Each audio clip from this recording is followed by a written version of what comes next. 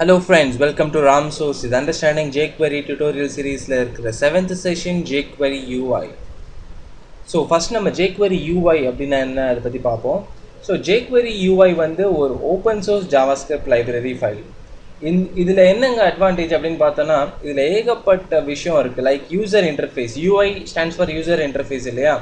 So நம்ம யூசருக்கு ஏற்ற மாதிரி அவருக்கு ஒர்க்ஸ்லாம் ஈஸியாக முடிகிற மாதிரி உள்ள நிறைய ப்ளகின்ஸு விட்ஜெட்ஸு நிறைய எக்கச்சக்கமாக இருக்குது. ஸோ இது வச்சு நம்ம வெப்சைட்ஸோ இல்லை எது பண்ணாலும் அது வந்து ரொம்ப அட்ராக்டிவாக இருக்கும். நார்மல் jQueryயோட இது ரொம்பவே அட்ராக்டிவாக இருக்கும். அண்ட் இது வந்து செப்டம்பர் 2007 ரிலீஸ் பண்ணாங்க. அண்ட் இதுதான் அதோட வெப்சைட். இந்த வெப்சைட்டில் போய்ட்டு jQueryui.com போய்ட்டு நீங்கள் டவுன்லோட் பண்ணிக்கலாம். அண்ட் இது வந்து ஒரு கிராஸ் பிளாட்ஃபார்முங்க. கிராஸ் பிளாட்ஃபார்ம்னா இது jQuery மாதிரியே தான். ஒரு சில பிளாட்ஃபார்மில் தான் ஒர்க் ஆவேன், மற்ற பிளாட்ஃபார்ம்லாம் ஒர்க் ஆக மாட்டேன்லாம் கிடையாது. jQuery UI எல்லா பிளாட்ஃபார்ம்லேயும் ஒர்க் ஆகும். And attractive themes and consistent APIs இதுதான் கொஞ்சத்துக்கு முன்னாடி சொன்னேன். ஏகப்பட்ட தீம்ஸ் இருக்குது. நீங்கள் அந்த வெப்சைட்டில் போய் பார்த்தாலே தெரியும். தீம் ரோலர்ஸ் இருக்கும், தீம்ஸ் இருக்கும். எந்த தீமை வேணாலும் நீங்கள் டவுன்லோட் பண்ணிக்கலாம். டவுன்லோட் பண்ணி உங்கள் ஃபைலில் யூஸ் பண்ணிக்கலாம். தீம்ஸ் இந்த சென்ஸ் எனக்கு பிளாக் கலர் வேணும், ஆரஞ்சு வேணும், ரெட்டு வேணும், அந்த மாதிரி எந்த பர்டிகுலர் தீமை வேணாலும் நீங்கள் செலக்ட் பண்ணிக்கலாம்.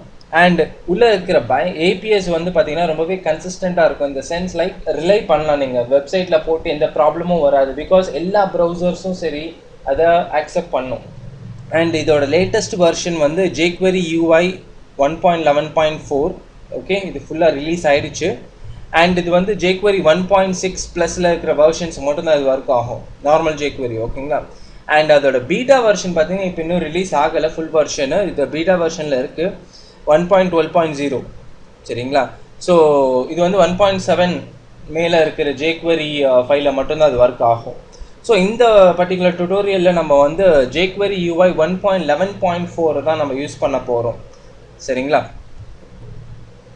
ஸோ jQueryனா என்ன அப்படின்னு பார்த்தோம். இப்போ அடுத்தது அதோட கேட்டகரிஸை பற்றி பார்ப்போம். ஸோ மொத்தமாகவே இந்த 4 கேட்டகரி தாங்க இருக்குது. Interactions, widgets, effects and utilities. So first நம்ம இன்ட்ராக்ஷன்ஸை பற்றி பார்ப்போம். ஸோ இன்ட்ராக்ஷன்ஸ்னால் நம்ம மைண்டுக்கு வருது ஒரு பர்டிகுலர் காம்பனண்ட் இன்னொரு காம்பனண்ட்டு கூட கம்யூனிகேட் பண்ணணும். ஓகேங்களா? ஸோ அதே மாதிரி தான் it is use to interact and operate on DOM elements. நம்ம DOMனு ஏகப்பட்ட டுட்டோரியல்ஸ் நம்ம பார்த்துருப்போம் இல்லையா, டாக்குமெண்ட் ஆப்ஜெக்ட் மாடல். அதே மாதிரி தான் இங்கே கூட நம்ம டாக்குமெண்ட் ஆப்ஜெக்ட் மாடலை வச்சு நான் என்னோடய டாக்குமெண்ட்டோட நான் இன்ட்ராக்ட் பண்ணணும், அதுக்கு எனக்கு ஏதாவது ஒரு ஃபெசிலிட்டி இருக்கா அப்படின்னு கேட்டால் ஆமாம் இருக்குது. அதுதான் இந்த இன்ட்ராக்ஷன்ஸு. ஸோ எத்தனை விதமாக பண்ணலாம்னா இந்த 5 விதமாக பண்ணலாம். Draggable, droppable, resizable, selectable and sortable. First நம்ம ட்ராகபிளை பற்றி பார்ப்போம். ஸோ ட்ராகபிள்னால் நம்ம மைண்டுக்கு வருது, ஒரு வாட்டி நம்ம HTML CSS tutorials, HTML5 CSS3 டுட்டோரியல்ஸில் வந்து ட்ராக் அண்ட் ட்ராப் மெக்கானிசம் பற்றி ஒரு சின்ன வீடியோ ஒன்று போட்டிருப்பேன். அதில் வந்து பார்த்தீங்கன்னா ஃபுல் அண்ட் ஃபுல் நம்ம தான் கோடு எழுதணும். சரிங்களா? ட்ராக்கு ட்ராப்புக்கு எல்லாமே நம்ம தான் கோடு எழுதணும். இங்கே வந்து பார்த்தீங்கன்னா ஜஸ்ட் ஒரு ஸ்மால் ஃபங்க்ஷன் ட்ராகபிள், அவ்வளோதான், வேலை முடிஞ்சுது. ட்ராப்புக்கு ட்ராப்பபிள் முடிஞ்சுது ஃபங்க்ஷன்ஸ். ஸோ உங்களோட கோடும் கம்மியாயிடும். நம்ம ரைட்லெஸ் டூ மோருங்கிற அந்த டேக்லைன் பார்த்தோம் இல்லையா jQueryயில், அதே மாதிரி தான் இங்கே கூட jQuery UIயில் கூட அதே மாதிரி தான். ஸோ இது வந்து எதுக்கு யூஸ் ஆகும்னா பேருக்கேற்ற மாதிரியே தான். It is use to drag any DOM element. எந்த எலிமெண்ட்டை வேணாலும் நீங்கள் அப்படியே ட்ராக் பண்ணிக்கிட்டு போகலாம் உங்கள் வெப்பேஜில். It starts from div tag to any event. பட்டனை கூட ட்ராக் பண்ணலாம், இல்லை டெக்ஸ்ட் ஃபீல்டில் ட்ராக் பண்ணணுமா ட்ராக் பண்ணலாம், பேராகிராஃப் டேகை ட்ராக் பண்ணலாம், H1 H2 என்ன வேணாலும் நீங்கள் ட்ராக் பண்ணலாம். அண்ட் அதோட சின்டாக்ஸ் வந்து பார்த்தீங்கன்னா $க்குள்ளே செலக்டருங்கிற அந்த பர்டிகுலர் செலக்டரை தரணும். எந்த செலக்டர் வேணாலும் டாட் ட்ராகபிள் அப்படின்னு தந்து விட்டு வித்தின் த ப்ராக்கெட்ஸ் நமக்கு ஒரு சில ஆப்ஷன்ஸ் இருக்குது. எந்த மாதிரி ஆப்ஷன்ஸ் அப்படின்னு பார்த்தீங்கன்னா ஃபஸ்ட்டு ஆக்சிஸ் அப்படிங்கிற இந்த ஆப்ஷன் இருக்குது. இந்த ஆப்ஷன் எதுக்கு அப்படின்னு பார்த்தீங்கன்னா, இப்போ நான் ட்ராக் பண்ணுறேன், அந்த ட்ராக் பண்ணுறது வந்து எந்த டைரெக்ஷனில் போகணும், ஒன்று எக்ஸ் ஆக்சிஸில் போகணுமா இல்லை y ஆக்சிஸில் போகணுமா அப்படின்னு நான் சொன்னோம் இல்லையா, அதுக்கு தான் இந்த ஆக்சிஸுங்கிற இந்த ஆப்ஷனு. இல்லைங்க எனக்கு எக்ஸ் ஆக்சிஸும் வேணும்னா y ஆக்சிஸும் வேண்டாம், எனக்கு டிஃபால்ட்டாக அது எங்கே வேணாலும் போகலாம் அப்படின்னு சொன்னீங்கன்னு வச்சுக்கோங்களேன். பை டிஃபால்ட்டாக ஜஸ்ட் ட்ராகபிள் வித்தவுட் ஆப்ஷன்ஸ் எதுவும் தரல அப்படின்னா உங்கள் வெப்பேஜில் அந்த எலிமெண்ட்டை நீங்கள் எங்கே வேணாலும் ட்ராக் பண்ணிக்கலாம். இல்லைங்க பட் எனக்கு ஸ்பெசிஃபிக்காக அது இந்த டைரெக்ஷனில் தான் போகணும், எக்ஸ் டைரெக்ஷனில் தான் போகணும், இல்லை y டைரெக்ஷனில் தான் போகணும் அப்படின்னா ஸோ நீங்கள் அது best you can go for this axis கோலனுக்குள்ளே எக்ஸு இல்லைனா y அப்படிங்கிறது டபுள் கோட்ஸில் தந்துட்டிங்க அப்படின்னா அந்த பர்டிகுலர் டைரெக்ஷனில் அது மூவ் ஆக போகுது. அடுத்தது பார்த்தீங்கன்னா கர்சர்னால் நம்ம மைண்டுக்கு வருது இந்த மவுஸ் பாயிண்டர் இல்லையா, அதே தாங்க. ஸோ இந்த இடத்துல மவுஸ் பாயிண்டரை வந்து நம்ம ஏகப்பட்ட ஃபீச்சர்ஸ் தரலாம் அதுக்கு. லைக் இல்லை எனக்கு மவுஸ் பாயிண்டர் வந்து ஒரு ஹேண்டு மாதிரி வரணும் அப்படின்னா பாயிண்டர் அப்படின்னு தரலாம். இல்லை எனக்கு வந்து கிராஸ் ஹேராக இருக்கணும். கிராஸ் ஹேர்னால் நம்ம வீடியோ கேம்லாம் விளையாடும் போது அந்த டார்கெட் வந்து ப்ளஸ் சைன் மாதிரி இருக்கும் பார்த்துருக்கீங்களா, ஷூட்டிங் கேம்ஸ்லாம் ஆடும்போது அந்த மாதிரி நான் வர வைக்கணும் அப்படின்னா கூட வர வைக்கலாம். அது நம்மளோட விருப்பம் தான், சரிங்களா. ஸோ அது நம்ம ப்ரோக்ராமில் வரும்போது உங்களுக்கு தானாகவே தெரியும். அடுத்தது பார்த்தீங்கன்னா கேன்சல். ஸோ இப்போ நான் ட்ராகபிள் அப்படின்னு சொல்லிட்டேன்னு வச்சுக்கோங்களேன், அந்த பேரண்ட் எலிமெண்ட்டுக்குள்ளே இருக்க எல்லா சைல்டு எலிமெண்ட்ஸையும் என்னால் ட்ராக் பண்ண முடியும். பட் நான் சொல்கிறேன் இல்லை, அந்த பேரண்ட் எலிமெண்ட்டுக்குள்ளே இருக்கிற இந்த பர்டிகுலர் சைல்டை மட்டும் நீ ட்ராக் பண்ணக்கூடாது, அதுக்கு அந்த ஃபீச்சராக தராத அப்படின்னு நான் சொல்கிறேன். அது எப்படிங்க நான் சொல்கிறது அப்படின்னா, இந்த ஆப்ஷன் கேன்சலுங்கிற இந்த ஆப்ஷன் மூலமாக நீங்கள் அதை வெளிப்படுத்தலாம். ஸோ கேன்சலுக்குள்ளே இந்த என்ன செலக்டர் அந்த என்ன எலிமெண்ட்டை தரீங்களோ அந்த எலிமெண்ட்டை மட்டும் என்னால் ட்ராக் பண்ணவே முடியாது, அதை அது கேன்சல் பண்ணி விட்டுரும். அண்ட் ஒபேசிட்டியை பற்றி நம்ம நிறைய வாட்டி பார்த்துருப்போம். ஸோ ட்ராக் பண்ணும்போது அந்த எந்த எலிமெண்ட்டாக இருந்தாலும் அதோட இன்டென்சிட்டி வந்து கம்மியாகிட்டே வரும். நீங்கள் அதை செட் பண்ணிடலாம், 0 to 1 நீங்கள் அதை செட் பண்ணிக்கலாம். 0.5 அப்படின்னா வச்சுக்கோங்களேன் ரொம்ப டிம் ஆகிடும், சரிங்களா. ட்ராக் பண்ணும்போது தான் ட்ரிம் ஆகும், சரிங்களா. ஸோ ட்ராக் பண்ணும்போது நமக்கு அந்த டிம் ஆகிற விஷயம் கண்ணுக்கு அப்படியே தெரியும். ஸோ அது மூலமாக நம்ம இந்த ஒபேசிட்டி அப்படிங்கிற அந்த டல்னஸை நம்ம எலிமெண்ட்ஸுக்கு செட் பண்ண முடியும். அடுத்தது பார்த்தீங்கன்னா ரிவர்ட். இப்போ நான் ட்ராக் பண்ணுறேன்னு வச்சுக்கோங்களேன், ட்ராக் பண்ணு கன்சிடர் இந்த கார்னர்லேருந்து நான் இந்த கார்னருக்கு ட்ராக் பண்ணுறேன் அப்படின்னா அந்த கார்னரில் அப்படியே விட்டுட்டேன்னா அந்த இடத்துல தான் நிற்கும் நார்மலாக. இல்லைங்க நான் எங்கே விட்டேனோ திருப்பி பேக் டு பெவிலியன் மாதிரி திருப்பி நான் எங்கேருந்து ஆரம்பிச்சு நான் அங்கேயே போகணும் ஆட்டோமேட்டிக்காக அப்படின்னா இந்த ரிவர்ட்டுங்கிற இந்த ஆப்ஷன் யூஸ் பண்ணிக்கலாம். இன்னும் சிம்பிளாக சொல்ல போகணுன்னா நம்ம இந்த பூமர் ஆங்கிளாக இருக்கும் பார்த்துருக்கீங்களா, இல்லை அப்படின்னா ஒரு நாய்க்கு பாலை தூக்கி போட்டு பாருங்க, அந்த நாய் அந்த பாலை கவ்வி திருப்பி நம்மக்கிட்டே கொண்டு வரும்ல, அதே மாதிரி தாங்க. நான் ஒரு இடத்துல தூக்கி போட்டுருவேன் அந்த எலிமெண்ட்டை ட்ராக் பண்ணி, ஓகேங்களா. அதுக்கப்புறம் நான் எதுவுமே பண்ண மாட்டேன். ரிவர்ட் அப்படின்னு ஆப்ஷன் கொடுத்த உடனே ஆட்டோமேட்டிக்காக அந்த எலிமெண்ட்டே என்கிட்ட வரும், நான் அதை கூட்டிட்டு வர தேவையில்லை, அதுவே என்கிட்ட வரும். ஸோ அதுக்கு தான் இந்த ரிவர்ட் அப்படிங்கிற இந்த ஆப்ஷன் நம்ம யூஸ் பண்ண போகிறோம்.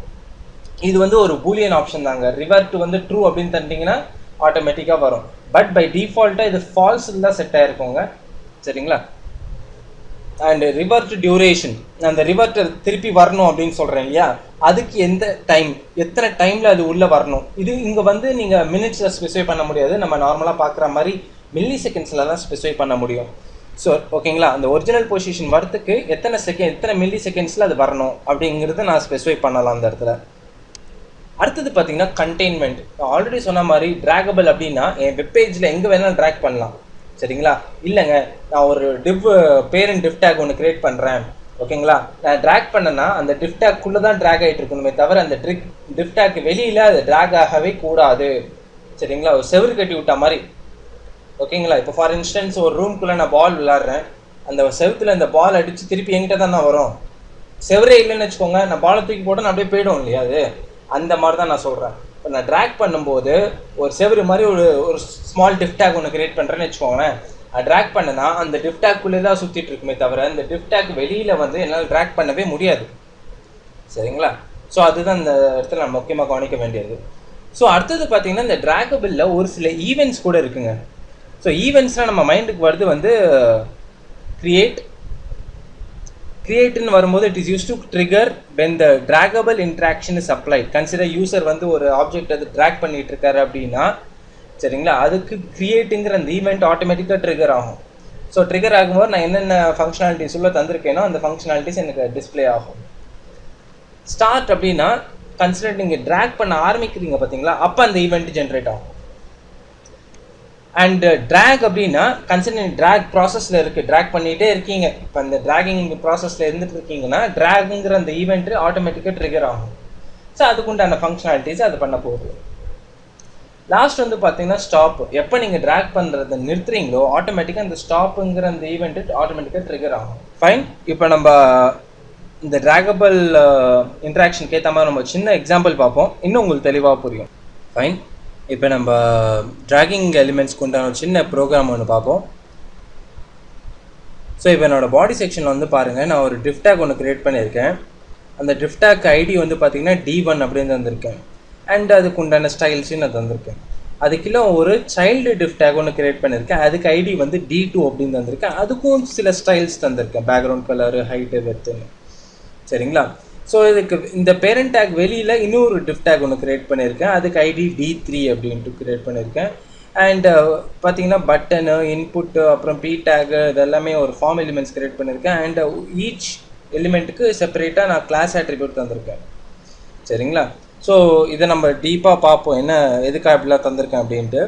ஸோ இப்போ என்னோடய ஹெட் செக்ஷன் வந்து பார்த்தோன்னா 3 ஸ்கிரிப்ட் டேக் எழுதியிருக்கேன். ஓகேங்களா? ஃபஸ்ட்டு ஸ்கிரிப்ட் டேக் வந்து நம்ம jQuery ஃபைலை வந்து குறிக்குது, ஜாவாஸ்கிரிப்ட் ஃபைலை. ஓகேங்களா? அதுக்கப்புறம் செகண்ட் ஸ்கிரிப்ட் டேக் வந்து இது வந்து நம்மளோட jQueryயோட UI.js, அதாவது நம்ம jQuery டவுன்லோட் பண்ணும்போது நான் அந்த jQuery.1.11.4ன்னு சொன்னேன் இல்லையா, அந்த ஃபைலை டவுன்லோட் பண்ணும்போது நமக்கு சில CSS ஃபைலு, ஜாவாஸ்கிரிப்ட் ஃபைல்லாம் டவுன்லோட் ஆகும். அதில் அந்த ஃபைலோட பாத்தை தான் இந்த இடத்துல நான் தந்திருக்கேன். சரிங்களா? ஸோ இதை டவுன்லோட் பண்ணாலே உங்களுக்கு அது புரியும். ஸோ அது என்னோட லோக்கல் டைரக்டரியில் கொடுத்துருக்கேன். அதுக்கப்புறமா வந்து பார்த்தீங்கன்னா 3வது ஸ்கிரிப்ட் டேக் வந்து ஒரு இன்டர்னல் ஸ்கிரிப்டாக எழுதியிருக்கேன். உங்கள் இஷ்டம், நீங்கள் எக்ஸ்டர்னலாக கூட இல்லைன்னு அது உங்களோட விருப்பம் தான். அதுக்கப்புறமா பார்த்தீங்கன்னா இந்த இடத்துல லிங்க் டேக் ஒன்று தந்திருக்கேன். இது எதுக்கு அப்படின்னா நம்ம jQueryயில் யூஸ் பண்ண போகிற ஒவ்வொரு எலிமெண்ட்டோட CSS. சரிங்களா? லைக் இப்போ நம்ம இந்த CSS வந்து ப்ரீடிஃபைன் CSS, இந்த நான் எழுதின CSS கிடையாது. சரிங்களா? ஸோ இதில் நான் எழுத போகிறது அப்படின்னு பார்த்தீங்கன்னா இந்த பார்ட் மட்டும்தான். இந்த 3 பார்ட்டும் வந்து ப்ரீடிஃபைண்டாக இருக்கிற திங்ஸை நான் இவ்வளோ யூஸ் பண்ணுறேன். சரிங்களா? ஸோ இப்போ என்னோட document.ready ஃபங்க்ஷன் கீழே வந்து பார்த்தீங்கன்னா #d2.draggable அதை அப்படி எழுதியிருக்கேன். ஸோ selected.draggable அப்படின்னு தானே நம்ம சின்டாக்ஸில் பார்த்தோம். ஸோ அதே மாதிரி தான் இந்த இடத்துல #d2னா எதை குறிக்குது, என்னோட செகண்ட் டிஃப்ட் டேக், அதான் என்னோட சைல்டு டிஃப்ட் டேக்கை குறிக்குது. அதை நான் ட்ராக் பண்ணும்போது எனக்கு என்ன சொல்லியிருக்கேன்னா, எனக்கு அதை ட்ராக் பண்ணும்போது அதோட டைரெக்ஷன் வந்து எக்ஸ் ஆக்சிஸில் மட்டும்தான் இருக்கணும். அண்ட் அது வந்து என்னோட #d1 யார், என்னோட பேரண்ட் டிஃப்ட் டேக் இல்லையா. ஸோ கண்டெய்ன்மெண்ட்னா நம்ம ஸ்லைடில் என்ன பார்த்தோம், அந்த ஒரு சர்டன் லிமிட்டுக்குள்ளே தான் அதோட வேலை இருக்கும், அதுக்கு வெளில வந்து நம்மளால் ட்ராக் பண்ண முடியாது அப்படின்னு நான் சொன்னேன் இல்லையா. ஸோ அதை சொல்கிறதுக்கு தான் இந்த இடத்துல நான் என்ன பண்ணியிருக்கேன்னா containment within the double quotes #d1 அப்படின்னு தந்திருக்கேன். ஸோ இதில் என்ன புரியுது அப்படின்னா, நம்ம D2 வந்து ட்ராக் பண்ணும்போது D1க்குள்ளே மட்டும்தான் என்னால் ட்ராக் பண்ண முடியும். D1 விட்டு வெளில வந்து என்னால் ட்ராக் பண்ணவே முடியாது. சரிங்களா? அதை ரெஸ்ட்ரிக்ட் பண்ணிடும். 3வது பார்த்தீங்கன்னா ஒப்பேசிட்டி வந்து 0.6 தந்திருக்கேன். நான் அந்த டல்னஸ் சொன்னேன் இல்லையா, நான் ட்ராக் பண்ணும்போது எனக்கு அது டல்லாக இருக்கும். அந்த 0.6க்கு என்ன டல்னஸோ அந்த டல்னஸ் எனக்கு காமிக்கும். அதுக்கு அடுத்தது பாருங்கள் ரிவர்ட். இது நம்ம பார்த்தோம் இல்லையா, ரிவர்ட் வந்து திருப்பி பேக் டு பெவிலியன் மாதிரி பேக் டு பொசிஷன் வந்துடும், ஒரிஜினல் பொசிஷன் வரும்னு சொன்னேன் இல்லையா அது. ஸோ அதுக்கப்புறம் பார்த்தீங்கன்னா நம்ம ஈவெண்ட்ஸ் வந்து கிரியேட்டு, ஸ்டார்ட்டு, ட்ராக், ஸ்டாப், இந்த 4 ஈவெண்ட் வந்திருக்கு. ஸோ இந்த 4 ஈவெண்ட் வந்து எதுக்கு அப்படின்னு பார்த்தீங்கன்னா, ஃபஸ்ட்டு கிரியேட், நான் ஆல்ரெடி என்ன சொன்னேன், ஒரு ட்ராகபிள் ஆப்ஜெக்ட் வந்து கிரியேட் ஆன உடனே எனக்கு இந்த ட்ராகபிள் ஆப்ஜெக்ட் கிரியேட்டட் அப்படிங்கிறத வந்து எனது செகண்ட் டிஃப்ட் டேக், அதாவது இந்த D3 அப்படின்னு தந்திருக்கேன் இல்லையா, இந்த பேரண்ட் டிஃப்ட் டேக் வெளில இந்த டிஃப்ட் டேக்கில் வந்து எனக்கு அதோட டெக்ஸ்ட் ப்ராப்பர்ட்டி வந்து எனக்கு ட்ராகபிள் ஆப்ஜெக்ட் கிரியேட்டட் அப்படிங்கிறது பிரிண்ட் ஆகணும். எப்போ பிரிண்ட் ஆகணும்னா எப்பப்பெல்லாம் என் ட்ராகபிள் ஆப்ஜெக்ட் கிரியேட் ஆகுதோ. ஸோ இந்த இடத்துல பாருங்கள் நான் எப்படி எழுதியிருக்கேன் அப்படின்ட்டு, கிரியேட் ஃபங்க்ஷன், அவ்வளோதாங்க. இது ஒரு ஈவெண்ட்டு, இந்த கோலனை மறக்கக்கூடாது. அதுக்கப்புறம் ஃபங்க்ஷன், என்ன ஃபங்க்ஷன் அந்த ஃபங்க்ஷன் தந்துட்டு உள்ளே நீங்கள் தரலாம், உங்களோட விருப்பம். அலர்ட் மெசேஜ் கூட தரலாம். நான் இந்த இடத்துல ஒரு டிஃப்ரெண்ட்டாக இருக்கணுமேனு அப்படி தான் வந்திருக்கேன். அதுக்கப்புறம் ஸ்டார்ட் அப்படின்னா நம்ம எப்போல்லாம் இந்த பர்டிகுலர் எலிமெண்ட்டை வந்து நான் ட்ராக் பண்ணுறேனோ, இந்த இடத்துல என்னோட D2 டேக் இல்லையா, ஸோ செகண்ட் டிஃப்ட் டேக், அது எப்போல்லாம் நான் ட்ராக் பண்ணுறேனோ எனக்கு ஸ்டார்டட் ட்ராகிங் அப்படிங்கிற இந்த அலர்ட் மெசேஜ் எனக்கு டிஸ்பிளே ஆகணும் அப்படின்னு நான் சொல்லியிருக்கேன். அதுக்கப்புறமா நான் ட்ராக் பண்ணிக்கிட்டே இருக்கும்போது எனக்கு ட்ராகிங் அண்டர் ப்ராசஸ் அப்படின்ட்டு என்னோட D3 டேக், இங்கே ட்ராகபிள் ஆப்ஜெக்ட் கிரியேட்டர்னு வந்துச்சு இல்லையா, அது வந்து ஆரம்பத்தில் இருக்கும். நான் ட்ராக் பண்ண ஆரம்பித்த உடனே எனக்கு ட்ராகிங் அண்டர் ப்ராசஸ்ங்கிற அந்த ஸ்டேட்டஸை வந்து எனக்கு அதில் டிஸ்பிளே பண்ணு அப்படின்னு நான் சொல்கிறேன் அந்த D3 டிஃப்ட் டேக்கில்.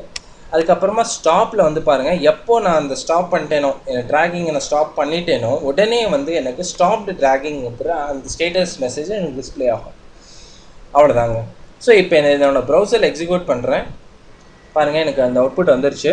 ஸோ இந்த இடத்துல இப்போ பார்த்தீங்கன்னா இந்த பேரண்ட் டிஃப்ட் டேக், இந்த ரெட் கலர் இருக்குது பார்த்தீங்களா, இதான் என்னோட பேரண்ட் டிஃப்ட் டேக் D1. அதுக்குள்ளே வந்து பார்த்தீங்கன்னா எனக்கு இந்த சைல்டு டிஃப்ட் டேக் இருக்குது, அதான் நம்ம எல்லோ. சரிங்களா, D2.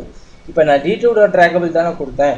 ஸோ இந்த எல்லோ மேலே வச்சு நான் அப்படி கிளிக் பண்ணி ட்ராக் பண்ணுறேன் பாருங்கள். ட்ராக் பண்ண உடனே எனக்கு ஸ்டார்டட் ட்ராகிங் அப்படிங்கிற அந்த அலர்ட் மெசேஜ் எனக்கு டிஸ்பிளே ஆகிடுச்சு. ஸோ இந்த அலர்ட் மெசேஜ் ஏன் டிஸ்பிளே ஆகுதுன்னா நான் ட்ராக் பண்ண ஆரம்பிச்சிட்டேன் இப்போது. Okay fine. அண்ட் பாருங்கள் எனக்கு நான் அது வந்து எக்ஸ் ஆக்சிஸில் மட்டும்தான் மூவ் ஆகுது பாருங்கள். ஒய் ஆக்சிஸில் மூவ் பண்ணுறேன், மூவ் ஆகலை. சரிங்களா? அண்ட் அதோட ஒபேசிட்டி பார்த்தீங்கன்னா எல்லோலேருந்து ஆரஞ்சுக்கு மாறிடுச்சு.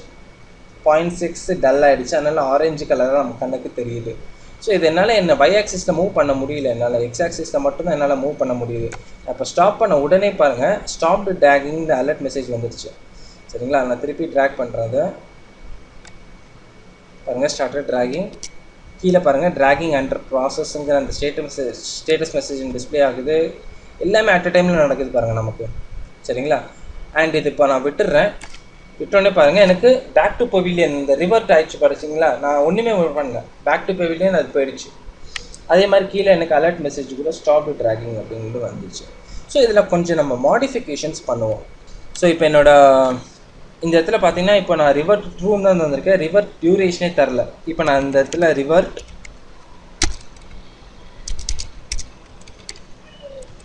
டியூரேஷன் அப்படின்னு தர போகிறேன். இந்த இடத்துல வந்து பார்த்தீங்கன்னா நான் ஆல்ரெடி சொன்ன மாதிரி மில்லி செகண்ட்ஸில் தரணும் இல்லையா. நான் வந்து 3000 அப்படின்னு தரேன். அதாவது 3 செகண்ட் டைமுக்கு அது மூவ் ஆகிட்டு திருப்பி ஒரிஜினல் பொசிஷன் வந்துடணும் அப்படின்னு நான் சொல்கிறேன். ஸோ இதை நான் ரன் பண்ணுறேன். அண்ட் முக்கியமாக ஒன்று கவனிக்கணும் நீங்கள் இந்த இடத்துல. இப்போ பாருங்கள் இந்த ரிவர்ட் டியூரேஷன் 3000 தண்டேன்னா அதுக்கப்புறமா எனக்கு கிரியேட்டுங்கிற இந்த ஈவெண்ட் இருக்குல்ல. ஸோ இப்போ நான் இப்படி தண்டேன்னு வச்சுக்கோங்களேன், இது ஒர்க்கே ஆகாது, எனக்கு கோடு ராங் அப்படின்னு அவுட்புட் வரும். ஸோ இந்த இடத்துல கமா தரணும். இந்த கமா எதுக்கு இண்டிகேட் பண்ணணும்னா பாருங்கள், அந்த கமா எடுத்து விட்டேன்னா என்னோட கீவேர்ட்ஸ் எல்லாமே ஒயிட் கலரில் தெரியுது பாருங்கள். ஸோ என்னோடய ப்ராக்கெட்ஸ் எடிட்டர் வந்து ரெக்கக்னைஸ் பண்ணலை, ஜேக்வெரி கோடாக ரெக்கக்னைஸ் பண்ணலை. ஸோ அதனால் இந்த இடத்துல கமா தரேன். கமா தந்த உடனே ஓகே சின்டாக்ஸ் கரெக்டு, அதனால் ப்ரொசீட் பண்ணலாம் அப்படின்னு சொல்லுது. ஸோ இந்த இடத்துல நான் சேவ் பண்ணிடுறேன். சேவ் பண்ணிவிட்டு இப்போ என்னோடய ப்ரௌசரில் ரன் பண்ணுறேன். இப்போ நான் இதை ட்ராக் பண்ண போகிறேன். பாருங்கள் ஸ்டார்டர் ட்ராகிங் வந்துடுச்சு. இப்போ நான் விட்டுறேன். பாருங்கள் எவ்வளோ ஸ்லோவாக போகுதுன்னு. இதுக்கு முன்னாடி கொஞ்சம் ஃபாஸ்ட்டாக போச்சு, இப்போ எவ்வளோ ஸ்லோவாக போகுது பாருங்கள். அது தந்தாப்பில் உங்களுக்கு ஸ்டேட்டஸ் மெசேஜ் கூட மாறுது. ஃபைன். ஸோ இப்போ அடுத்தது வந்து பார்த்திங்கன்னா நமக்கு இந்த 3 ஃபார்ம் எலிமெண்ட் இருக்குது இல்லையா. ஸோ ஒரு பட்டனும் ஒரு இன்புட் எலிமெண்ட்டு, அதுக்கப்புறமா ஒரு பேராகிராஃப் எலிமெண்ட் க்ரியேட் பண்ணியிருக்கேன். ஸோ இப்போ ஃபஸ்ட்டு பார்த்தீங்கன்னா இந்த 3 எலிமெண்ட்டுக்குமே கிளாஸை வந்து பார்த்திங்கன்னா B1 அப்படின்னு தந்திருக்கேன். சரிங்களா? B1 கிளாஸை சேர்ந்தது அப்படின்னு நான் தந்திருக்கேன். இந்த இடத்துல வந்து பார்த்திங்கன்னா கேன்சல் அப்படிங்கிற ஒரு ஆப்ஷன் இருக்கு இல்லையா, அதை இல்லுஸ்ட்ரேட் பண்ணுற வகையில் இப்போ நான் என்ன பண்ண போகிறேன் அப்படின்னா $.B1